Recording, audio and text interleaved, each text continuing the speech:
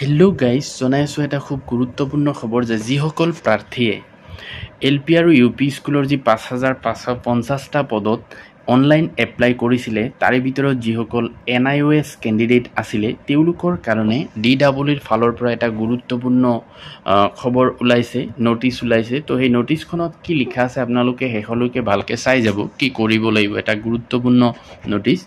তো এইটো চাব পাৰিছে office of the director of elementary education Assam, Kahilipara, Guwahati. আৰু এই নটিচখন 25/9/2025 তাৰিখে ওলাইছে।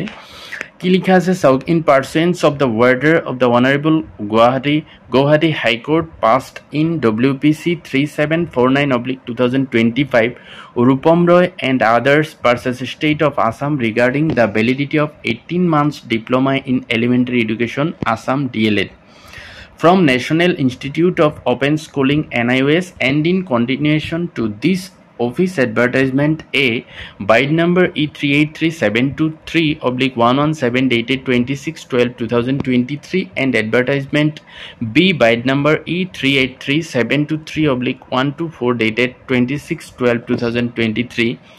This is for information of all the candidates who have submitted their documents of DLED from NIOS.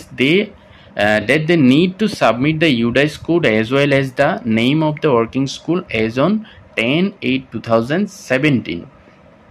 অৰ্থাৎ 24 তাৰিখে এটা গুৱাহাটী হাইকোৰ্টৰ পৰা এটা অৰ্ডাৰ ওলাইছে আৰু যিটো কেছ নাম্বাৰ আছিলে WPC 3749/2025 তাতে NIOS DLED সম্পৰ্কীয় এটা বিশেষ ৰায় প্ৰদান কৰিছিলে যে প্ৰথমতে হাইকোৰ্টে NIOS প্ৰাৰ্থীসকলক কিছুমান নথি, 6টা নথি ডকুমেণ্ট ভেৰিফিকেশ্যনত তেওঁলোকে দেখুৱাব লাগে বুলি ৰায় দিছিলে। তাৰপিছত প্ৰাৰ্থীসকলে তাক লৈ কেছ কৰিছিলে আৰু সেইটোৰ ৰায়দান কৰিছিলে যে সেই ডকুমেণ্টখিনি প্ৰাৰ্থীসকলে ডকুমেণ্ট ভেৰিফিকেশ্যনত দেখুৱাব লাগিব আৰু সেইটো ভেলিড। তাৰপিছত সেই ৰায়ৰ ওপৰত ভিত্তি কৰি এই নটিচখন ওলাইছে যে 26/12/2023 আৰু 26/12/2023 LP আৰু UPৰ কাৰণে অৰ্থাৎ এডভাৰটাইজমেণ্ট A আৰু এডভাৰটাইজমেণ্ট Bত যিসকল প্ৰাৰ্থীয়ে national institute of open schooling বা NIOSত DLED পাছ কৰি, যিটো 18 মহীয়া আছিল, সেইটো পাছ কৰি যিসকলে এপ্লাই কৰিছিলে তেওঁলোকে এতিয়া এটা কাম কৰিব লাগিব যে তেওঁলোকৰ যি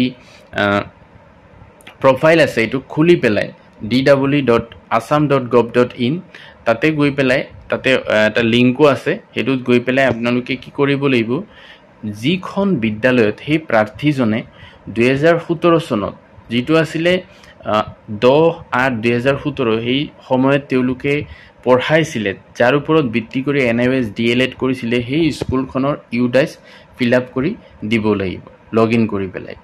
এইটো NIOS যিসকল DLED দি পেলাই এপ্লাই কৰিছে তেওঁলোকৰ কাৰণে এইটো খুবেই জৰুৰী।